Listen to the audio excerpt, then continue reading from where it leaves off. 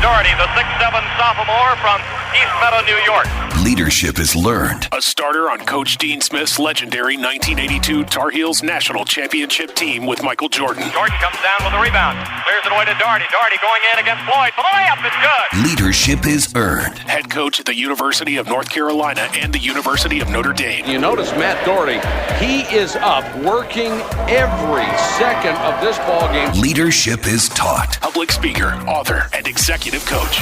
And leadership does not require a title. This is the Rebound Podcast with Coach Matt Doherty. Welcome to the Rebound Podcast. I'm Matt Doherty, and I'll be your host. On this podcast, we focus on the topic of leadership and overcoming adversity in an open and raw kind of way. We discuss failures and how to rebound from them. I became passionate about leadership after being forced to resign from my coaching job at North Carolina in 2003. I went on a leadership journey, realized that may be the most under-taught topic in formal schooling, yet the most important. With me today is Frank Viola, former Major League Baseball All-Star and World Series MVP with the Twins in 1987 and won the AL Cy Young Award in 1988. Frank was part of a game at St. John's versus Yale with Ron Darling in 1981, considered the best in college baseball history. Welcome, Frank. Hey, Matt. How you doing? Oh, man, it's so good to have you on. It's an honor. Just a little background for the audience. Frank and I grew up in the same hometown, East Meadow, New York, which is a suburb of New York City, about 30 miles from Manhattan on the South Shore near Hofstra University. Frank also was an excellent basketball player, and we played against each other in high school. I think you were a senior and I was a sophomore. And I think you had 28 points on me, and I'm still a little bitter about that. Yeah, but what people don't know is that we finally got to the point where we could go up against the holy trinities of the world. That's where Matt went to school, and they were an elite basketball program at that time. So we were good enough in our senior year to be able to play. And what Matt just said is I scored a lot of points, but what he didn't say was I think we stayed close throughout. We only lost by like 5 or 7 points, if I remember correctly, but I gave up like 35 to him. So I think that was the difference in the ball game. Yeah. So as good as I did offensively, my defense wasn't too sound. I don't know about that. But anyway, that's great. It's really cool and so proud of your career. Obviously followed you very, very closely. And it's really neat. You had a great Hall of Fame career. And here I am, typical New Yorker. I'm going to ask you about your biggest disappointment as a player and how you overcame it. Well, first of all, I don't think I would have become the player that I became without some disappointments, without failures along the way. I think that's the best learning tool anybody could ever receive, is going through trials and tribulations and being able to bounce back from them and go forward in a positive direction. So that being said, there was a couple, but I was blessed, Matt. I got drafted out of high school by the Kansas City Royals and turned it down because I just wasn't mature enough, in my opinion, to handle. I'm still not mature enough, but I mean to handle the outside world. So I decided, and St. John's came along and gave me a scholarship offer, so I was able to get 3 years of education under my belt and go through a great program and stay at home. So I got to live in East Meadow for an additional 3 years. And then got drafted by Minnesota after my junior year. And that was after the Darling game you mentioned, so on and so forth. So everything was pretty much handed to me, and things went really, really well. Well, from that point on, I got drafted, went straight to AA, so won the championship with the AA team, and was involved in the championship-winning game. I got the win in that championship game. So, I mean, you talk about a career that's taken off on a pedestal. Everything was going well. Mm-hmm. Then reality set in, and here's the failure we're talking about. The Twins decided they wanted to go into a rebuild. So they got rid of all their veteran players, and they brought us young kids up to learn on the job.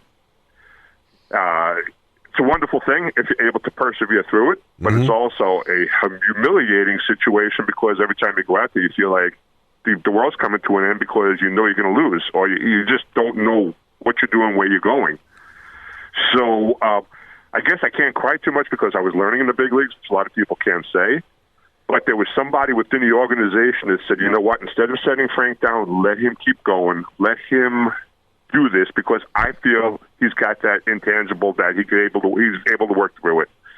Now, let me segue this by saying if I didn't have a dad who listened really well and worked with me and heard me out, and then a wife a little bit later at that year who put up with me and my crap and my complaining, I don't know if I would have been able to work through it because of everything on the outside would have been different from when I got to my job.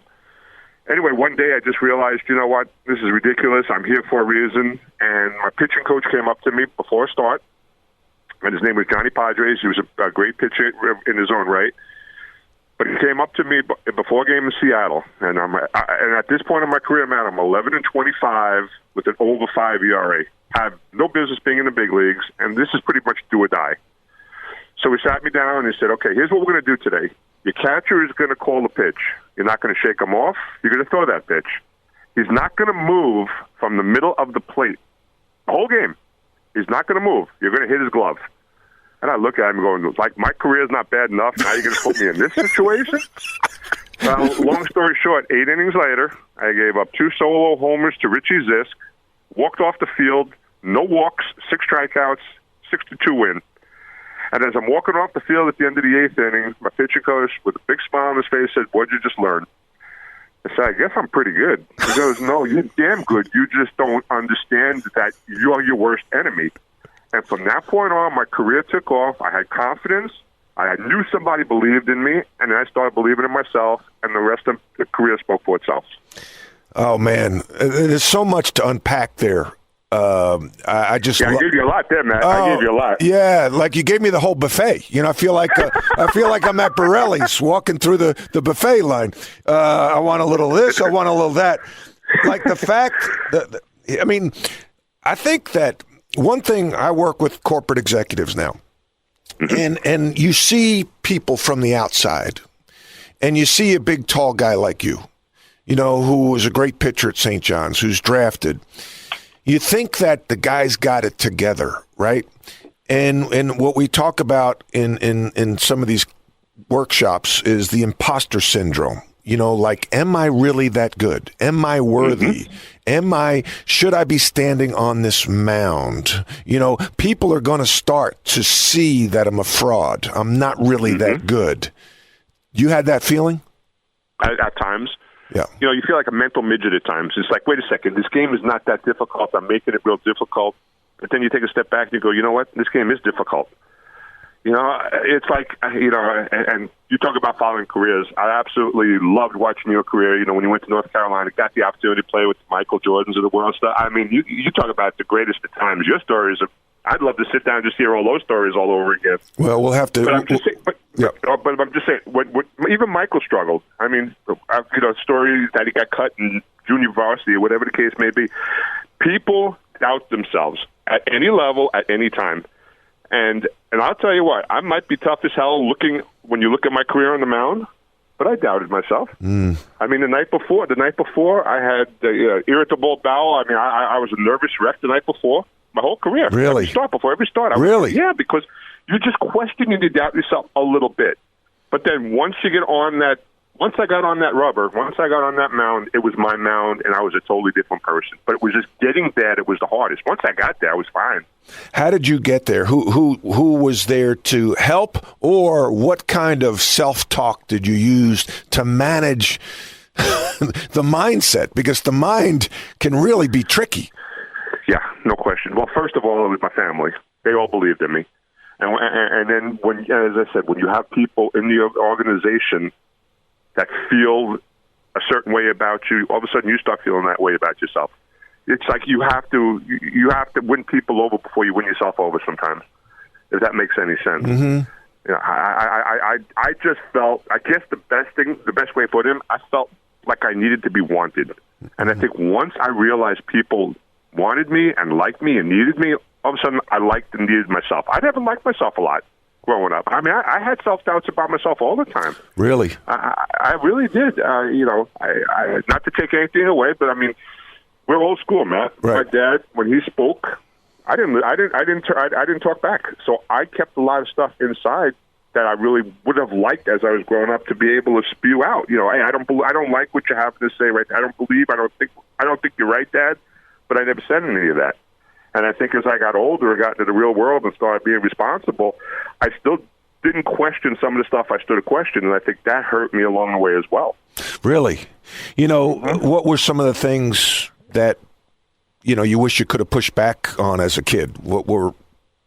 just you know, Dad saying, you're not doing this right. And then instead of explaining to myself, hey, this is the reason why I'm doing it, I just said, yeah, you're right, Dad, and I just walked away. Right. So it was nothing major catastrophe for a while. I mean, God, yep. Dad's looking down at heaven from now, and he was a good dad, but yep. He was also a domineering dad at times, and it was very frustrating to be able to get words in edgewise, when you didn't have that opportunity. Yeah. So, if that's the worst thing that I ever had, in my relationship with my dad, it wasn't too bad. But I would have liked to be able to be a little more outspoken at times, just to get things off my chest, because you keep everything inside. That's not the best thing for you either. No. How has that impacted you as a father? Because you have 3 children, if I did my research Correct. Accurately. Yep. So you have 2 daughters and a son. I listen a lot better now. Mm-hmm. I hear them out. I do have my dad's syndrome somewhat at times. It's like I'm very short with them, as in the earlier years. Mm-hmm. As they gotten older, our relationships gotten so. We were always close as a family. Don't get me wrong, but being a baseball player, as you know, being a basketball player, coach, so on and so forth, you're away from your kids so much, and you miss so much of their growing stages.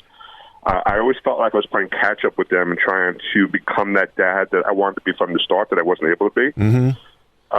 But my wife, Kathy, of 37 years. I mean, if I didn't have her, I don't know where I'd be in this world. I'm not giving her kudos just to give her kudos. It's a fact. Mm-hmm. She's a wonderful mom, wonderful wife, wonderful everything. She's kept this family together all these years. But that being said, I think go back to my career a little bit, just to give you a little heads up. In 1994, I blew out my arm. I had Tommy John surgery when I was pitching for the Red Sox. I tried coming back for a couple of years, and I was the type of pitcher that could have continued on if I wanted to, but it would have taken a little time. Mm-hmm. And at that point, my kids were 12, 9, and 8, Frankie, Brittany, and Kaylee, and I figured, you know what, this is time. I have to become the dad that I never was. And I walked away from the game. You asked if you had any, if you have anything that you'd like to take back in your life. Right. I think maybe I would have hung on a little bit longer if I would have known now what I know then as far as money increases and contracts and so on and so forth. That might have given us a little bit better situation later on in life, which I'm learning. But I mean, if that's the worst thing, you trade your career for a family. I would take that family every time. And as I was mentioning to you earlier, I'm getting away on a tangent, but we're still very, very close as a family, and that's the most important thing to me. How old were you in 1994 when you had Tommy John surgery? 34. 34, yeah. And it was at the end of my contract with the Red Sox, and if you remember correctly, 94 was strike lockout year where there was no World Series. Mm-hmm. So I had no team to work with or to work out with. I was basically coming back from Tommy John on my own, and I'd never had an arm injury before, so it was all new to me. I just didn't do it the right way. And, fortunately, my arm's good. I can still throw batting practice today. So, I mean, as far as that stuff goes, I'm okay. But it would have been nice to be able to. I think I ended up with 176 wins in my career. 200 would have been nice if I would have held on a little bit longer. But once again, if that's the worst thing I'm going to complain about, that's not too much to complain about. No, but it's hard. It's hard because there are constant reminders. I just came out with a book, Frank, and I'm going to send it to you whether you want it or not. But it's called Rebound, From Pain to Passion. And I talk about, in the book, triggers. And I talk about driving over the bitter river. And as we drive over this river, we pay a hefty toll. There's no guardrails. The wind's blowing. It's a winding road. And something can trigger you, and then you want to drive off the road and go into the river. And for me, it's, North Carolina wins a national championship, or a coaching contemporary of mine signs a $5 million a year contract for 5 years, guaranteed. And are there triggers that you have to deal with that you see, well, I should have, I could have, or, man, I was better than that guy, if only if? Any of those types of triggers? Maybe not only as a player, post-playing career, but maybe now as you're a manager in the minor leagues. Well, I think that part of it, absolutely. They're all over the place, Matt. I agree. I think that's a wonderful, wonderful way of putting things. I mean, when you explain that right there, the Bitter River, I mean, boom, that hit me right there. I understand fully what you're talking about because I was there. I lived it in certain ways as well. But I don't have any dread. There's nothing in my playing career that I really would say I was bitter about because I always was treated fairly. And whether I did poorly or did well, it was me that did it. So I had nobody to blame but myself in that regard. So really, no bitterness in my playing career. It was after my playing career that there are some things that I would like to have had an opportunity to do and seen changes in, especially in the coaching front. When I mentioned earlier about taking those years and basically rebuilding my relationship with my kids and my family and stuff, I took from 1996 when I retired to 2004 off totally from even thinking about anything affiliated, pro, anything like that. What I did was I went and coached at Lake Highland Prep in Orlando, Florida, which was where my kids went to school. So I was the varsity baseball coach there for 8 years. Mm-hmm. And it was a wonderful time because I got to spend every day seeing my kids and, had a pretty good program.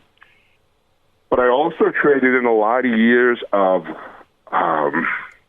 if I would have kept on going, if I would have retired as a player in 96, but then went right into the coaching field, I think I would have had, if I fast forward everything, a lot more opportunities to become a major league pitching coach, which was what my dream was when I got back into coaching and affiliated ball. And just so you know, in a roundabout way for the viewers and stuff, after I did the high school ball, I did 3 years of collegiate summer league in Leesburg, Florida, so I was still at home. I got to that point where all the kids earned their scholarships and went their separate ways and did their own thing in college and stuff. And at that point, my wife, Kathy, looked at me and said, "You got to get the hell out of the house. You're driving me crazy." you just got to go. So, you're wonderful. I love you, but, you just need that time alone really helps both of us, I think.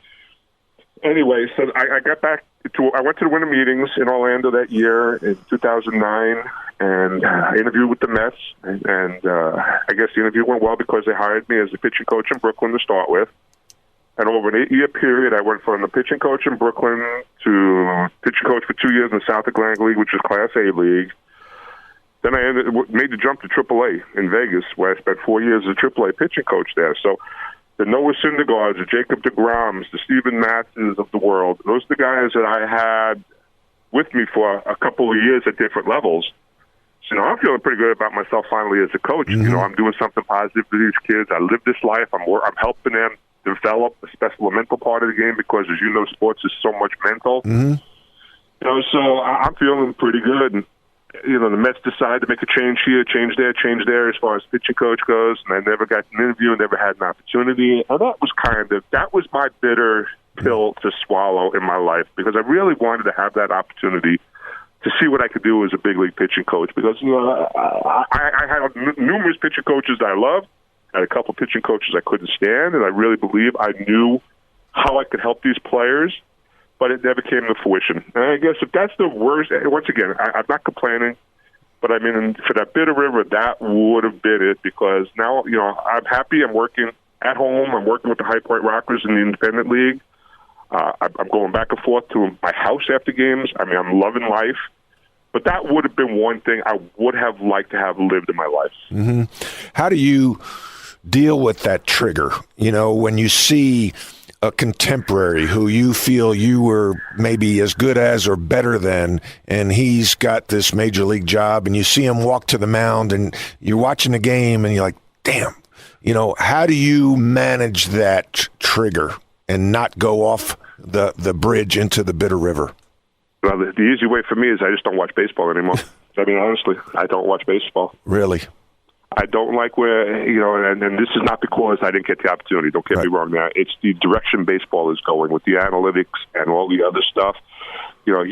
Basketball is every sport's using it. And I know there's a place for it, but the guys who are teaching it and dealing with it are the ones that never played the game. Right.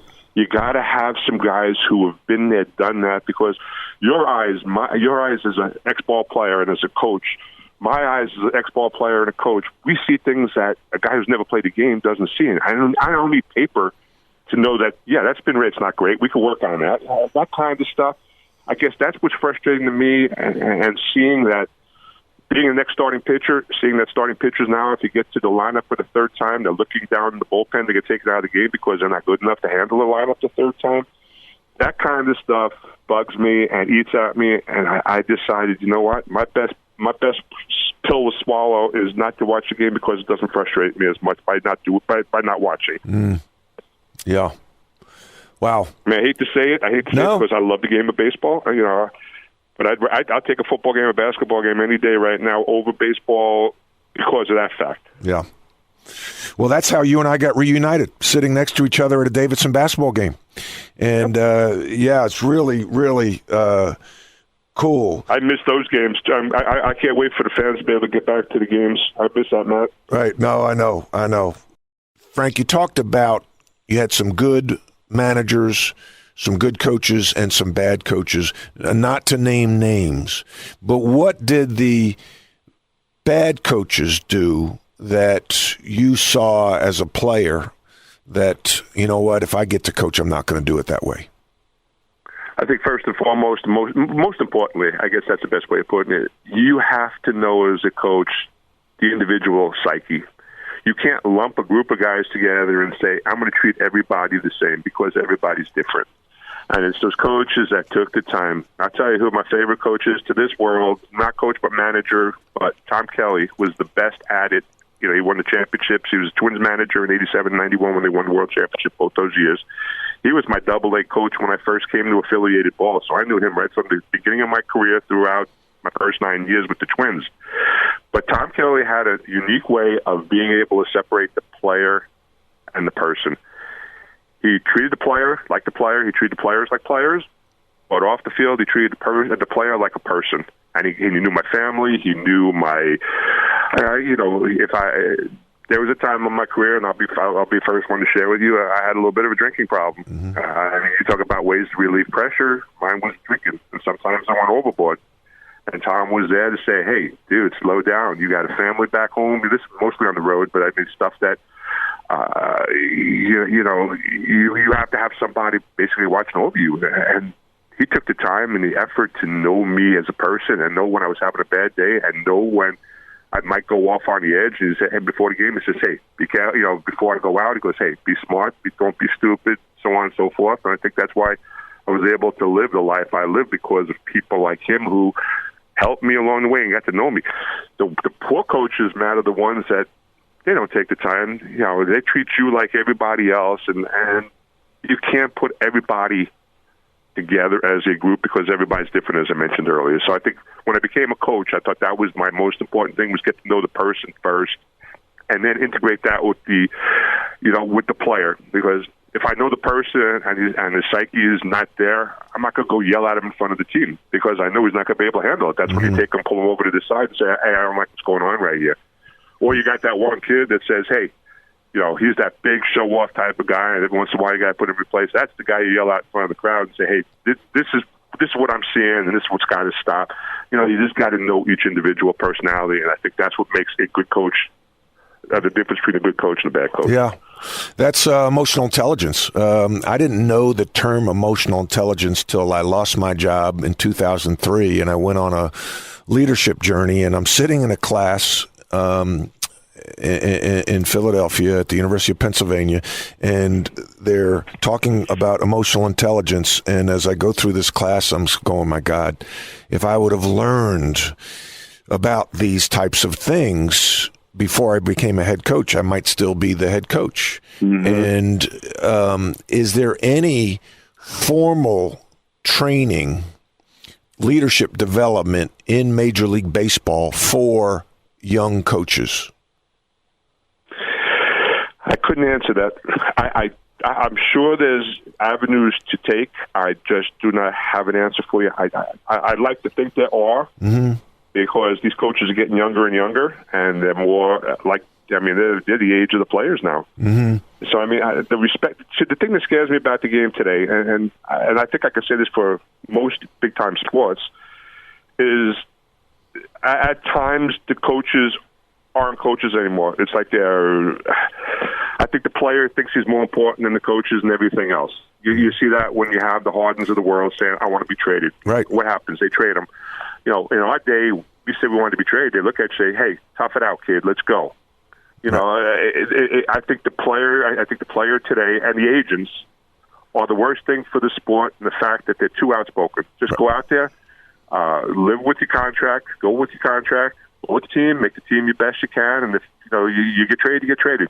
But don't cause it bothers me when they have all these issues of, I'm in charge, and I don't care what you guys say. I'm going to work this trade. I hate to say it, and I understand why, but the Deshaun Watson situation in Houston, right, with the Texans, that's going to be really interesting how that plays out. It's that kind of stuff that does coaching have a lot to do with it? Absolutely, but it's more front office and the agents that have a lot to do with it. That much more. Because you're giving the players that much more power in today's game. Yes. No, it's more managing personalities than you're teaching the game and developing talent and the strategy, the X's and the O's and the pitch counts and I agree. People, an assistant coach, longtime coach, Gordon Chaser in the NBA, said basketball's a beautiful game. Crummy business, I could see that. No, it makes perfect sense. Yeah, it's just, the lifespan of coaches are very short, and you're really not coaching. You're managing personalities. Okay, you're a dad. You talked earlier about maybe you listen better. You've had a daughter who's an Olympic diver. You've had a daughter who's a volleyball player at Winthrop and now coaches at Davidson. You've had a son who was a baseball player, Frank III, who suffered Tommy John surgery. When they deal with setbacks and failure, how does Dad Viola talk to them? Well, mostly, I believe the most important thing is you have to be there to listen. And after you listen, and some of them, sometimes the kids, and it's just like my wife as well, I put her in it, most of them just want to vent. And I want to be there to be there for the venting so that they can get it out of their systems. They don't take it outside their house or they take it somewhere else where they're going to regret what they say or what they do. So I think the one thing I've learned is I've really become, as I've gotten older, a real good listener. And as I said, I don't say much. If I have to say something, I will say something. And if it has to be stern, I will say it sternly. I will say it to my kids. I will say it to my grandkids. Because I think that's the role that everybody has in this world. But I like to listen more than anything else, Matt, because I've been through so much, good, bad, and different, that I think by just listening, you could just, and sometimes, as I said, they don't want an answer. They just want to be able to get it out off their chests. So you just want to be there for them, and I think that's the most important thing. If I die tomorrow, I want my family to know I tried to always be there for them. I might not have been the best, but I tried to be, and I think that's all anybody can really ask of themselves. Yeah, I'm a fixer, and so my wife used to tell me she'd vent, and then I'd try to give her an answer. And she'd be, wait a second, I don't want an answer. Yep, I know exactly what you're saying. I don't want you to fix it. I'm like, oh my gosh, you don't want me to fix it? You just complained about something, and they, like you said, and it took me. Now I'm be married 30 years this May, and it took me about 28 years to figure that out. No, I get it. Right? I like that though. The fix it, I like that. Yeah, I was. But here's the other story. Here's the other. If you got time, I just want to. No, we've got plenty of time. University of Minnesota volleyball coach. He just passed away a couple of years ago from Lou Gehrig's, and I can't think of his name. It really bothers me because he was such a great coach. But he started out as a male coach in volleyball and other sports. when he was going through the coaching regime. University of Minnesota came along and said, we want to start up the girls volleyball program there. And he's like, girls? I don't coach girls. And there's so on and so forth. Anyway, he ended up 25 years coaching there, was one of the greatest coaches ever, and his name's eluding me. But he told me two quick stories about going from men's coaching to girls coaching, and I know you'll get a kick out of this. He said, number one, the first time I got on the bus to chew out the girls after a bad game, they started crying. Mm-hmm. And he said he took a step back after talking, and he went back, and he talked to his assistant coaches and said, that wasn't a good thing, was it? The lady assistant coach looked down and said, you learned your lesson right there. He said, you can't yell at these girls because they're emotional, so on and so forth. So this takes me to the second point. He said, then I found my niche. And he said, what I did from that point forward was, if I had something to say, I would count to 10. And at 10, I would repeat that to myself and say, is it worth saying? Will it cause trouble? And he said, I became a better person, a better coach, a better father, a better husband, because I took that approach and realized, you know what, a lot of the things that come out of your mouth in the spur of the moment, if you look back, are really the stupidest things you say in your life. Right. So I've tried using that, and it does help. I mean, I still say stupid stuff. I still do stupid things, but it has helped as far as my relationships with my family because of that. So I appreciate him for teaching me that lesson. It's a great lesson. It's a great lesson, Frank. I think that if anything, our listeners take away from this, and there was so much, it would be to think before we act. And I follow a gentleman on Twitter and named Tim Kite, and he talks about what you just mentioned, basically. E plus R equals O. And I think when we can label something, we can manage it better. And E is the event. So E might be, the volleyball coach just lost and he's emotional and he's getting on the bus. R is our reaction, and the O is the outcome. So the event occurs, how we react equals the outcome. And the only thing we control is the R. That's all. And so the better our R, the better the outcome. So by that coach counting to 10 and being patient enough, like hitting the pause button, tapping the brake, and that's so hard for us as males in, growing up in the 70s on Long Island. Because if you waited to react in the schoolyard, you would be considered a punk, right? Like if somebody said, oh, Frank, you're stiff. Frank, you're a loser. And you just sit there and thought, well, let me think, is this going to be a wise thing for me to do? What should I do? And if you don't go at that guy, oh, he's soft. You get no respect. So now, as you get older, as a manager, as a player, as an adult, as a father, we've got to change the way we're wired and tap that brake. And sometimes it feels weird, like, oh, man, that guy just said something about me and I didn't go after him. I'm going to be viewed as a pump. No. There's now strength. And it's funny because I watched The Godfather the other day for the umpteenth time. And Michael Corleone is so calm when somebody says something. And it's those calm guys that are just kind of looking that you got to be worried about. Oh, absolutely. Absolutely. Sonny would fly off the handle, and he got himself killed because he didn't control his emotions. Michael controlled his emotions, and that's what got him to the top. That's life too, Matt. I mean, that's a wonderful life lesson as well. Yes, 100%. Because as a player, you want to win. You want to win everything. You want to win the argument in the playground. And you don't have to win every argument. Yeah, but it's grooming your ego to understand that. It's hard. Because our egos, an athlete, I mean, not just an athlete, but I mean, speaking as an athlete's ego is huge.